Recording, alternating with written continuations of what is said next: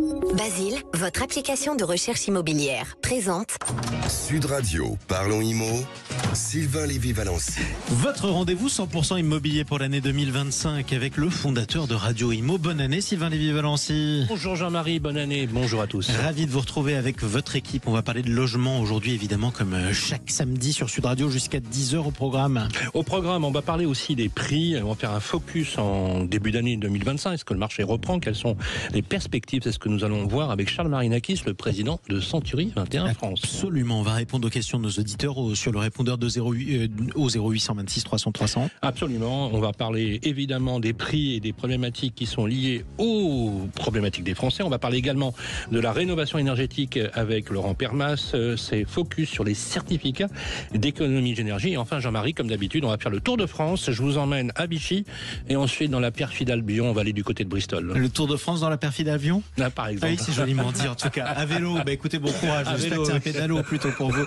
Quoi qu'il en soit, il est 9h21 sur Sud Radio. Comme chaque samedi, on commence par les infos de la semaine à retenir avec Bérénice. Sud Radio, parlons IMO, Sylvain Lévy-Valency. Et Bérénice de Villefloriot. Donc bonjour Bérénice. Bonjour Jean-Marie, bonne année. Bonne année. Bonjour Bérénice, bonne année Bérénice. Bonjour. Alors, on a des infos qu'il ne fallait pas louper, surtout pas cette semaine. Oui, alors je commence avec une note positive, ça fait du bien pour le samedi matin. Le marché immobilier reprend des couleurs, alors on en reparlera plus en détail avec notre invité du jour, Charles Marinakis, le président de Century 21 France. Globalement, pour vous donner un avant-goût, les ventes concernant l'ancien, eh bien ça repart, on constate une légère reprise, donc c'est encourageant pour 2025. Alors Charles, dans quelques instants, nous donnera les chiffres de Century 21. D'autres réseaux confirment cette reprise, par exemple La Forêt. Le réseau La Forêt confirme que les volumes des compromis de vente ont progressé pour eux de 7% en 2024, après 2 années compliquées, moins 4% en 2022 et moins 16% en 2023.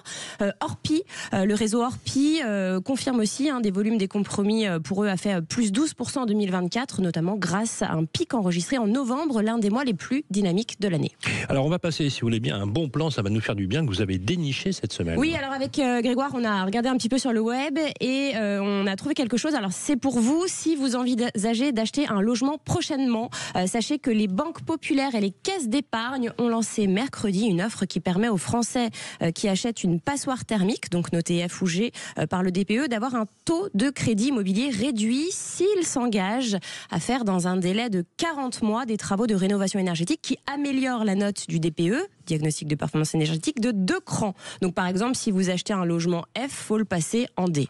C'est hyper intéressant ça. Et de combien on pourra baisser le taux alors? Alors ça ira de 0,10 à 0,30 points de votre taux de crédit. Par exemple, si vous négociez au début un taux à 3,45 sur 25 ans, eh bien une fois que vous aurez fait les travaux, la banque va réajuster le taux et il peut aller jusqu'à 3,15. Voilà, enfin une bonne nouvelle en ce début d'année. Vous allez nous parler maintenant d'une enquête qui est sortie également cette semaine. Oui, une enquête qui est sortie dans 60 millions de consommateurs qui a été réalisée avec l'AFOC, l'association Force Ouvrière Consommateurs. Les locataires des logements sociaux se sentent délaissés. Alors les locataires, ça concerne plus de 10,2 millions d'habitants qui vivent dans les 4,8 millions de logements sociaux français. Cette étude nous apprend que beaucoup de locataires du parc social ne sont pas satisfaits de la qualité de leur logement. Pourquoi? Pour quelle raison? Alors il y a l'état du logement déjà, les équipements, les espaces communs, la qualité de la relation avec le bailleur. Le problème numéro 1 dans les logements sociaux, selon l'enquête, c'est la mauvaise isolation. Il fait trop froid l'hiver et trop chaud l'été. 6 locataires sur 10 ne sont pas satisfaits du confort thermique de leur habitation. Un quart des locataires réclament une réparation des installations, l'électricité, la plomberie, le chauffage, mais aussi les ascenseurs bien trop souvent en panne. Beaucoup souhaitent une meilleure isolation phonique. Sur 445 locataires interrogés, 188 ont subi un trouble du voisinage ces 6 derniers mois. Donc c'est surtout des nuisances sonores. Et puis certains locataires disent également subir un voisinage insupportable, voire ressentir un sentiment d'insécurité avec des vols, des dégradations fréquentes, des trafics de stupéfiants qui ont lieu sans que les bailleurs sociaux ne s'en préoccupent. D'ailleurs, l'Union sociale pour l'habitat qui est présidée par Emmanuel Cos, ancien ministre du Logement, a été contactée pour cette étude et a répondu point par point. Oui, alors pour le coup, l'USH a joué le jeu. L'USH qui regroupe les 396 bailleurs sociaux du pays a répondu, comme vous l'avez dit Sylvain, à chacun des points. Concernant le premier problème, le confort thermique, l'USH a rappelé que seuls 70 000 logements sont pris en charge chaque année, alors qu'il faudrait en rénover 220 000 par an. Pour cela, les bailleurs sociaux réclament un soutien de l'État. Et pour accélérer justement ces rénovations énergétiques, rappelez-vous, l'ex-ministre du Logement, Patrice Vergrit, avait annoncé la création d'un fonds de 1,2 milliard d'euros, vous savez, qui devait être étalé sur 3 ans, 400 millions d'euros par an, pour aider les bailleurs sociaux à rénover, parce qu'ils sont conscients de ce problème, les bailleurs sociaux. Eh bien, la promesse n'a pas été tenue, puisque les sommes ont été gelées, rappelez-vous, après la dissolution de l'Assemblée nationale, donc ça a fait un flop. Merci Bérénice. Merci à vous, on va vous retrouver dans quelques instants pour répondre aux questions de nos auditeurs, mais avant ça, on retrouve l'invité de Sylvain Lévy-Valency. On est avec le patron de Century 21. Absolument, nous allons recevoir Charles Marinakis, président de Century 21. On va parler des prix en cette début d'année. Est-ce que ça monte ou ça baisse ? Le marché repart, on va voir les prix, c'est assez mitigé d'une région à une autre. Alors quand on dit que ça monte ou ça baisse, qu'est-ce que ça veut dire que le marché repart ? C'est ce que vous nous direz, à tout de suite. Basile, votre application de recherche immobilière, présente Sud Radio, parlons IMO, Sylvain Lévy-Valency. On parle logement avec Sylvain Lévy-Valency et son invité 2025. Est-ce que j'achète ou pas ? Mais vous allez nous le dire.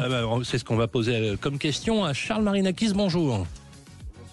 Bonjour Bérénice, bonjour. Bonjour Charles. Merci d'être avec nous. Vous êtes président du réseau Century 21 France. Vous êtes le réseau majeur en immobilier français. On est ravis de vous recevoir et merci de répondre à nos questions. Bon, c'est vrai que la question a été posée par notre cher Jean-Marie. Les ventes immobilières repartent a priori enfin un peu à la hausse avec quasiment 2 années durant lesquelles le marché a été plutôt chahuté, plutôt tendu. C'était compliqué pour les Français d'acheter.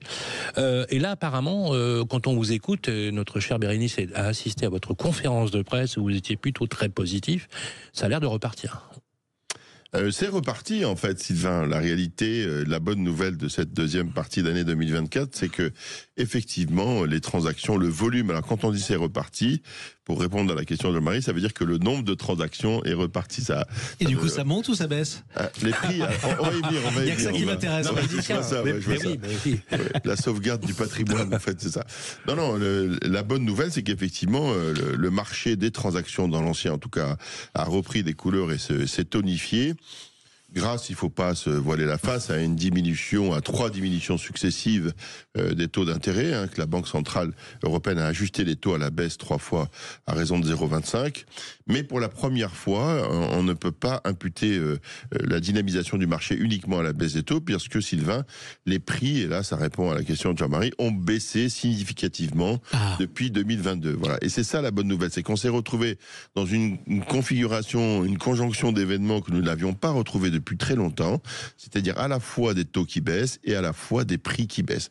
Et c'est la conjonction des deux qui a permis au marché de redonner aux Français un peu de couleur et puis de redonner aux Français un vrai pouvoir d'achat. Voilà. Et c'est ce qui s'est passé tardivement dans l'année. J'entends que mes confrères annonçaient des mois de novembre, etc. Ils ont raison, c'est vraiment le dernier semestre et en particulier le dernier trimestre 2024 qui a redynamisé notre marché. Alors, je voudrais qu'on creuse bien sur l'effet taux d'intérêt. Est-ce que la baisse des taux d'intérêt relance mécaniquement le marché ou pas ? Oui, c'est mécanique, ça redonne du pouvoir d'achat. Est-ce que ça entraîne automatiquement des hausses de prix ? Non, la preuve, c'est que, vous voyez, cette fois-ci, on a réussi à contenir les prix, mais il va falloir vraiment qu'on réussisse cette prouesse de faire en sorte que les taux, à chaque fois qu'un taux baisse, le prix ne monte pas. Parce que si jamais cet effet mécanique, qui d'ailleurs qui a été extrêmement pervers... C'est un peu ce qui s'est passé dans les années précédentes. Oui, ça a été un phénomène extrêmement pervers. Je rappelle, pour ceux qui nous écoutent, que contrairement aux idées reçues, la baisse des taux ne sert jamais les acquéreurs, mais tout le temps les vendeurs. C'est-à-dire que plus les taux ont baissé, plus les prix ont monté. Ça veut dire qu'en fait, cela que vous ne donniez pas à la banque, vous le donniez aux vendeurs. C'est-à-dire d'un point de vue économique, c'est flat, si vous voulez. Voilà. Bien sûr. Alors, c'est la loi de l'offre et la demande au final. Là, c'est plus la loi de l'offre et de la demande. Elle peut permettre d'amplifier un prix, je dirais au-delà même d'un prix de marché. Là, c'est mécanique, c'est-à-dire que les Français ont bien compris que quand vous empruntiez 1,10% avec 1 500 € de mensualité, parce que en réalité, vous savez, le marché de la transaction de l'ancien, c'est une équation à 4 inconnues dont une est déjà résolue. Ça veut dire qu'en fait, on sait exactement combien vous pouvez emprunter. Vous ne pouvez pas emprunter plus de 35% de vos revenus nets. À partir de là, il ne reste que 3 leviers, le prix, le taux du crédit et la surface. Voilà. Et donc, le marché, Bérénice, depuis la nuit des temps, s'autorégule et les Français utilisent ces 3 leviers en fonction des opportunités qui leur sont données. Et la raison pour laquelle on a trouvé de la tonicité, les crédits, le taux de crédit a baissé, le prix a baissé et les surfaces ont légèrement baissé. Voilà, donc l'agrégat des 3. Il y a une bonne conjonction, finalement. Comme il y avait d'ailleurs une conjonction. Jean-Marie, si vous voulez refaire un investissement immobilier, c'est le moment où tout le temps, vous me connaissez. Mais vous n'allez pas nous dire le contraire. De la même façon c'est factuel, ce que je veux dire, c'est chiffré. Voilà, c'est pas. Voilà. Alors, on va justement bien compléter pour l'information de nos auditeurs. Concernant l'évolution du prix, il y a des fortes disparités. On est toujours d'accord là-dessus, parce qu'il n'y a pas un marché immobilier, il y a des marchés immobiliers. Vous l'avez toujours dit d'ailleurs. Extrêmement carré, puisque parler de moyenne, finalement, ça n'a pas beaucoup de sens. Il y a des villes qui peuvent changer, bien évidemment, de quartier, quasiment, d'une rue à l'autre. C'est difficile, quand même, de faire une analyse globale du marché. C'est pas du tout représentatif. Quelles sont les grosses tendances que vous avez constatées, par exemple, avec des territoires dont on sait qu'ils tirent leur épingle du jeu, comme la Provence-Alpes-Côte d'Azur. On sait que Nice a été moins impacté, que l'Arc-Atlantique, effectivement, également. Quel constat vous faites, justement, dans ce paramétrage des prix très fine, puisqu'il n'y a pas une région où il n'y a pas un agence en Thierry 21 capable de vous restituer de la donnée. Non, effectivement, je trouve que le fonctionnement du marché des dernières années a définitivement tordu le cou à une idée d'un prix du mètre carré moyen qui n'a plus de sens aujourd'hui. Il faut faire une radiographie région par région, et si on regarde région par région, typiquement, si vous voulez, on s'aperçoit que les régions qui étaient un peu leaders à une certaine époque et qui entraînaient le marché, comme Paris, région parisienne, c'est probablement les régions qui ont le plus souffert. À Paris, les prix ont baissé de 5%, si vous voulez, et le prix de cession moyen, parce que en fait, on a fait 2 analyses. Une analyse de 2019 à 2022 pour mesurer à quel point les prix avaient augmenté dans cette période-là, dans la période post-Covid, et puis on a aussi regardé ce qui s'était passé depuis 2022. Voilà. Et c'est là qu'on a observé une décrue extrêmement marquée des prix, où à Paris, si vous voulez, depuis 2022, le prix du mètre carré a baissé de 10% et le prix de cession moyen a baissé de quasiment 15%. Vous voyez, donc c'est des baisses marquées. C'est ce que j'appelle moi une baisse de prix. Un ajustement, c'est de 1 à 3%. Une baisse, c'est à 2 chiffres. En région parisienne, c'est à peu près la même chose, sans rentrer dans le détail de tel ou tel département. Et puis en province, on observe 2 phénomènes. Il y a typiquement, je reviens sur ce qu'a dit Bérénice tout à l'heure, si vous prenez la région Provence-Alpes-Côte d'Azur, entre 2019 et 2022, le prix a augmenté de 27%. C'est énorme. Énorme. Il n'a plus augmenté que de 3% entre 2022 et 2024. Donc vous voyez, on voit bien qu'il y a un fort ralentissement. Mais voilà typiquement une région qui, malgré un contexte extrêmement défavorable, a réussi à maintenir sa hausse. En revanche, dans cette région-là, le volume de transactions a baissé de 20%, Sylvain, vous voyez ? Oui, bien sûr. Donc, il y a toujours un dommage. À un moment donné, si vous êtes vraiment vendeur, soit vous acceptez d'ajuster votre prix, soit sinon vous allez vous retrouver dans le parc de ceux qui n'ont pas vendu. En Normandie, juste pour vous terminer 1 ou 2 exemples, il y a aussi les régions qui ont corrigé des prix qui étaient trop élevés. Si on prend la Nouvelle-Aquitaine, pareil, entre 2019 et 2021. Bordeaux, par exemple ? Bordeaux, typiquement, plus de 20% d'augmentation des prix. De mémoire, je crois que c'est 21 ou 27%. Et puis là, entre 2022 et 2024, là, les prix ont régressé de quasiment 4 à 5%, si vous voulez. Donc, il y a des régions qui ont toujours maintenu des prix. Et puis, il y a des régions qui ont été obligées de corriger les prix parce qu'ils avaient beaucoup trop augmenté dans la période post-Covid. Alors, est-ce qu'on est toujours en crise ? Ou pas ? Mais moi, j'ai jamais considéré qu'il y avait une crise de l'immobilier. J'ai toujours considéré qu'il y avait une crise du logement. Quand on voit les chiffres de vos confrères, ou globalement des entreprises immobilières qui ont été très très sévèrement chahutées, on peut pas dire que ce soit pas une crise immobilière. Non, moi je me suis jamais affolé de ça. À 700, on va finir l'année à 780 000 ventes probablement. Ce sera moins 10 ou moins 14% de ce qui a été fait l'année dernière. Mais vous savez, il suffisait. Il y a quand même eu un impact économique sur les structures immobilières. Ça, je dis pas le contraire. Je dis pas le contraire parce qu'on était mal habitués. Des agences qui ont fermé, des promoteurs qui ont déposé leur bilan. Non, les promoteurs, c'est pas pareil. Oui, mais c'est marché du neuf, marché de l'ancien, voilà. Moi, je distingue dans le logement 3 marchés, si vous voulez, qui n'ont pas été impactés de la même manière. Il y a le marché du neuf, et on peut y revenir sur les promoteurs, si vous voulez, et évidemment la disparition du Pinel et le contexte tel qu'ils le subissent depuis maintenant 2 ans. Ça, c'est une chose. Ensuite, on en reviendra peut-être sur les logements classés G, le parc locatif privé, qui est probablement celui qui est pris en étau entre les deux, absolument. Et celui qui souffre le plus. Et puis, pour être tout à fait honnête, je considère que celui qui a souffert, mais qui quand même souffre le moins, parce qu'il est plus autonome et plus indépendant que les autres, parce que sa régulation économique, elle dépend pas du marché directement, eh bien c'est le marché des transactions de l'ancien. Donc évidemment, en tant que patron de réseau, je préférerais qu'en France, il se fasse tous les ans 1,2 million de transactions. Mais je sais que c'est pas réaliste parce que c'est pas le niveau du marché français. Charles Marinakis, très très rapidement, l'instabilité politique a pesé sur l'industrie immobilière. Avec Valérie Létard, a priori, l'industrie plébiscite son action. Partagez le même raisonnement ? Pas vraiment. Moi, j'ai vu défiler 4 ministres du logement en 22 mois. Je constate que leur impact sur mon marché à moi, c'est néant. Non, mais tout ce qui compte, c'est qu'on garde le rythme. Au moins, c'est pas une langue de bois. Non, mais je veux dire, il n'y a pas de raison de faire de la langue de bois. Moi, je suis gouverné par la Banque Centrale Européenne. Ce qui a dynamisé mon marché, clairement, c'est une triple baisse des taux et la capacité des agents immobiliers et du marché à faire baisser les prix, à ajuster les prix, qui était une absolue nécessité. Ça, c'est mon constat factuel. Je n'ai absolument rien contre Madame Létard, que je ne connais pas, que je n'ai pas rencontré. Tout le monde lui donne volontiers un crédit de professionnalisme et de maîtrise de ce métier-là. Tant mieux, c'est une excellente nouvelle. Mais on ne peut pas dire qu'aujourd'hui, les actions des ministres du logement successifs aient eu un impact, en tout cas, sur mon marché. Et encore une fois, je suis probablement le marché qui... moi, j'attends rien, en fait. Si. Surtout, toucher à rien. Voilà. Surtout ne faites rien, c'est bien. On va se débrouiller. Moi, je demande pas de milliards, pas d'aide, pas de soutenance. Peut-être un élargissement du prêt à taux zéro. Si c'est une petite cerise sur le gâteau, on le prendra bien volontiers. Pourquoi pas. Mais en réalité, voilà, ça n'a pas forcément d'impact, si vous voulez, sur notre marché. En tout cas, les décisions aujourd'hui, il n'y en a pas eu de significatif qui ait impacté mon marché. Et c'est pas un procès à l'égard de Madame Létard. Encore une fois, je lui donne un crédit confiance, je ne la connais pas. Voilà. Merci beaucoup, Charles Marinakis. Le conseil du jour, c'est acheter plus que jamais, hein, c'est bien ça. Il y a une vraie conjonction, à la fois baisse des prix, baisse des taux, et ça faisait longtemps qu'on ne s'était pas retrouvé dans cette configuration. Merci beaucoup. Charles Marinakis, je rappelle que vous êtes président de Century 21. Merci d'être venu sur le plateau de Parlons Immo sur Sud Radio. Allez, à tout de suite sur Sud Radio. On va écouter les questions de nos auditeurs sur le répondeur au 0826 300 300, et puis surtout, on y répond. À tout de suite. Basile, votre application de recherche immobilière, présente Sud Radio, Parlons Immo, Sylvain Lévy-Valency. Avec toute l'équipe de Parlons Immo, jusqu'à 10h, on parle logement et puis on répond aussi aux questions que vous nous avez posées au 0826 300 300.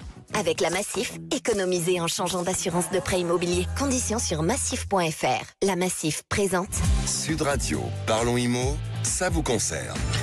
Oh que oui, le logement, ça nous concerne, Sylvain. C'est clair. Cette semaine, on a eu, comme d'habitude, souvent, vous nous posez des questions, on vous répond sur le répondeur de Sud Radio. Je rappelle que c'est le 0826 300 300.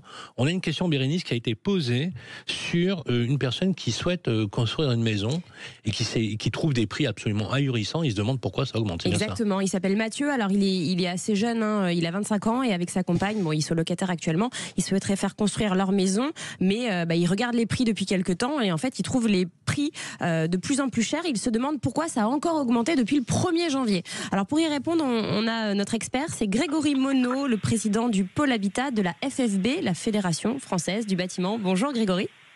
Bonjour. Et bienvenue sur Sud Radio. Merci. Alors Grégory, première question, pourquoi le coût du neuf ne cesse d'augmenter ? Alors, le coût du neuf ne cesse d'augmenter pour des raisons multifactorielles. La première, elle est liée à la hausse du prix des matériaux. Depuis la crise du Covid, on a eu une envolée des prix des matières premières importantes et qui ont impacté nos prix. Je rappelle juste, depuis 2019, les prix ont augmenté à peu près de 25% sur nos coûts de production, donc qui ont été répercutés sur les prix de vente. Donc forcément les coûts augmentent. Oui, parce que vous me disiez hors antenne qu'on s'était aperçu pendant le confinement qu'en fait que toutes les matières premières venaient d'Ukraine en fait, c'est ça ? Alors c'est pas tout à fait ça, mais c'est qu'en fait l'énergie, la crise de l'énergie, nos matières premières ont besoin de beaucoup d'énergie pour être transformées. En fait, c'est la crise de l'énergie, la transformation de ces matières premières qui a fait également qu'on a eu une envolée des prix. Donc c'est vrai que ça a impacté énormément. Et puis depuis de nombreuses années, et ça continue encore depuis le 1er janvier parce que cette réglementation a évolué, on a eu une évolution de notre réglementation environnementale. On était à la RT 2012, on est passé à la RE 2020, et là on vient de franchir un nouveau seuil au 1er janvier avec la RE 2020 seuil 2025, et là aussi avec des systèmes de chauffage différents, avec beaucoup plus d'ENR, avec ENR, c'est les énergies renouvelables. Énergie renouvelable, exactement, qui font que les coûts ont augmenté. Je vais vous donner un chiffre. Avant 2019, une maison individuelle moyenne en France se vendait autour des 180 000 euros TTC. Aujourd'hui, hors foncier, aujourd'hui on est autour des 210 000 euros. Wow. C'est-à-dire que on a pris à peu près 30 000 euros pour une maison individuelle de même surface depuis la crise du Covid. Alors justement, donc je rappelle aussi que la RE 2020, donc la réglementation environnementale, on est les meilleurs, on est les meilleurs élèves, je crois, par rapport aux autres pays européens. Est-ce qu'on n'en fait pas trop au final ? On en fait beaucoup. Alors, vous allez me dire, c'est important d'en faire pour l'environnement. On est tous conscients aujourd'hui que les choses doivent évoluer. Mais là, je pense qu'on est vraiment au taquet du taquet. C'est-à-dire qu'à un moment, il faut regarder aussi l'impact que ça a sur le côté sociétal du développement durable. Parce qu'aujourd'hui, des gens qui peuvent pas se loger parce que les logements sont beaucoup trop chers, on a un vrai sujet de société et on se retrouve avec 2 600 000 demandeurs de logements sociaux actuellement en France. D'où la crise du logement qui parfois fait concurrence à la crise climatique. Merci beaucoup Grégory Monod. Je rappelle que vous êtes président du pôle Habitat de la Fédération Française du Bâtiment. Et vous tous qui nous écoutez sur Sud Radio, vous nous laissez vos messages pareil au 0826 300 300, on vous y répond avec nos spécialistes. Sud Radio, parlons IMO, ça vous concerne. Avec la Massif, changez votre assurance de prêt immobilier et économisez. Conditions sur massif.fr. Et tout de suite, on parle du chantier du siècle. Avec Sofinco, baissez votre consommation d'énergie en lançant vos travaux d'éco-rénovation. Sofinco présente Sud Radio, parlons éco-rénovation. Oh que oui, c'est le chantier du siècle éco-rénovation. On en parle avec Grégoire Darico. Bonjour. Bonjour Jean-Marie, bonjour à tous et bonne année tout le monde. Alors avec nous Laurent Permas, bonjour Laurent. Bonjour. Merci Grégoire. de nous accompagner, vous êtes directeur de Sofinco Éco-Transition. Alors Laurent, on a plusieurs fois parlé des C2E. C2E pour certificat d'économie d'énergie. Mais on n'a jamais expliqué ce que c'était et à quoi il servait. C'est le sujet de notre chronique cette semaine. On va essayer de faire simple parce que c'est pas facile avec tout ce qui touche à la rénovation énergétique. Vous avez raison Grégoire, et on va le simplifier justement. En fait, les C2E ont été lancés en 2005 pour favoriser justement la transition énergétique en France. C'est un dispositif qui notamment réside sur un mécanisme d'incitation privée. C'est tout simplement des acteurs de l'énergie en France qui vont atteindre un certain quota d'économie d'énergie et ils peuvent notamment contribuer au financement des travaux de rénovation énergétique des particuliers mais aussi des entreprises. Et le montant de l'aide varie entre 50 et 4 000 euros. Alors si je comprends bien Laurent, c'est en fait un modèle pollueur-payeur en gros qui a été mis en place par l'État auprès donc des énergéticiens. Exactement, c'est les énergéticiens, on va y arriver, financent les travaux en échange de certificats. Et qui peut bénéficier de l'aide des C2E ? Alors, toute personne qui réalise certains types de travaux en faveur notamment d'économie d'énergie, alors c'est des propriétaires, occupants, des bailleurs, des locataires, sans condition de ressources, ce qui change un peu. Alors, le montant de l'aide peut varier en fonction de vos revenus.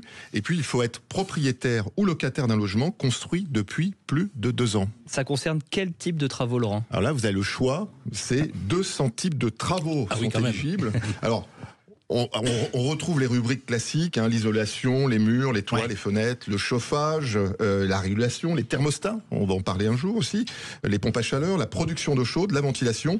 Alors attention, les panneaux photovoltaïques ne sont pas éligibles, juste une exception, c'est les panneaux hybrides, qui produisent de l'eau chaude, sanitaire, du chauffage et de l'électricité. Alors, comme il y a 200 types de travaux éligibles, le plus simple, c'est de vous faire aider et notamment appeler gratuitement un conseiller spécialisé France Rénov au 0808 800 700, c'est gratuit, c'est l'État. Alors ok Laurent, j'ai appelé le conseiller, je connais mes travaux à réaliser, quelle démarche je dois faire ? Alors, premièrement, sélectionnez le fournisseur d'énergie. Alors, ils sont tous éligibles. Faites jouer la concurrence. Ensuite, acceptez l'offre du fournisseur ou de son partenaire qui correspond notamment aux travaux. Troisièmement, sélectionnez le professionnel reconnu RGE, reconnu garant de l'environnement pour la réalisation de vos travaux. Vous avez ensuite à signer le devis par le professionnel RGE, réaliser les travaux toujours par ce même professionnel, et puis envoyer les pièces justificatives de vos travaux au fournisseur d'énergie, avec les factures. Alors attention, si un sous-traitant réalise les travaux, vérifiez bien que son nom est mentionné sur le devis, ça c'est important. Très important. Et puis, là aussi, ne versez pas d'acompte avant la signature de votre contrat par le fournisseur d'énergie, sinon... c'est pas possible, n'aurait pas d'aide. Alors c'est fastidieux, mais il faut tout respecter. Et enfin, Laurent, quand est-ce que l'aide des C2E, elle est versée? Important. Alors, 3 formes de versement. Après, après envoi des factures et réalisation des travaux, par virement bancaire tout simplement, ou chèque. Elle peut être déduite de vos factures. Et puis, sous une autre forme, comme des bons d'achat, on le voit un peu, notamment avec la téléphonie. Donc, attention, il peut y avoir de la fraude. Et là, en l'occurrence, l'État ne prospecte pas. Et puis, un rappel important, les C2E, peuvent s'additionner avec ma prime Rénov' ou d'autres primes que vous pouvez avoir. Ça peut servir. C'est pour ça que c'est important de le noter. Merci beaucoup, en tout cas, Grégoire Darico. Merci, Laurent. Et merci à vous, Laurent Pernas. On vous retrouve samedi prochain sur Sud Radio. Sud Radio, parlons éco-rénovation. Avec Sofinco, lancez vos travaux d'éco-rénovation pour baisser votre consommation d'énergie. Allez, tout de suite, le Tour de France. On commence très rapidement par Vichy. Tiens, voilà, Sylvain Lévy-Valency. à Vichy, où nous serons bientôt, parce que nous sommes attendus par le maire de Vichy, n'est-ce pas, Grégoire? Tout à fait, Sylvain. Je vous emmène là-bas. Vous qui êtes amateur de belles choses, de bonnes choses, Sylvain, on va à Vichy. Bon, même si vous êtes en plein dry January, vous inquiétez pas, il y aura quand même des pastilles à déguster. Elles sont connues pour leurs propriétés digestives, car fabriquées à partir des eaux thermales de la ville. Trêve de plaisanterie, moi je vous ai dégoté un appartement de 108 mètres carrés au premier étage d'une belle résidence. Un appartement extrêmement lumineux, bien agencé, qui comprend une cuisine semi-ouverte sur un séjour, qui donne lui-même sur un balcon filant. Vous avez également 2 belles chambres au calme, une salle d'eau et des WC indépendants. À noter qu'une cave vient compléter notre bien. Un bien qui est en très bon état, mais qui nécessite tout de même quelques travaux pour en tirer son plein potentiel. Mais pas de travaux de rénovation énergétique, Laurent, parce que le DPE, le diagnostic de performance énergétique, il est de D, donc c'est une bonne note. Notre appartement, est proposé au tarif de 218 000 € par une très sympathique agence qui s'appelle Century 21 francs. Bon, merci beaucoup. C'était important. Alors, juste une petite info, il nous a dégoté un logement insolite à Bristol, dans le sud-ouest de l'Angleterre. C'est l'ancien Boeing 725 de Pablo Escobar, qui a été racheté par un local et qui en a fait du logement insolite. Oui. Donc, si on veut génial. Donc, Jean-Marie, si vous voulez dormir dans un Boeing, c'est 900 € la nuit à Bristol. Oui, bien sûr. On va économiser alors. Bon, on rappelle, c'est le Boeing du plus grand et du plus riche trafiquant de drogue de toute l'histoire de l'humanité, probablement, et qui a beaucoup de sang sur les mains aussi. Ils ont transformé un Boeing en Airbnb sans les ailes. C'est bizarre quand même. Non mais franchement, vous avez un jacuzzi, un sauna, Jean-Marie. C'est l'essentiel. Pas d'aile, mais jacuzzi. Je préfère la côte colombienne, moi, à tout prendre. Voilà. Merci à vous tous. En tout cas, on vous retrouve samedi prochain sur Sud Radio pour un nouveau numéro de Parlons Immo. Je rappelle que cette émission est rediffusée mardi prochain à midi sur Radio Immo. Et puis on peut la réécouter en podcast sur sudradio.fr. À bientôt. Absolument. Merci Jean-Marie. Bonne semaine à tous. Sud Radio, parlons Immo. Sylvain Lévy-Valency. Avec Basile, votre application de recherche immobilière.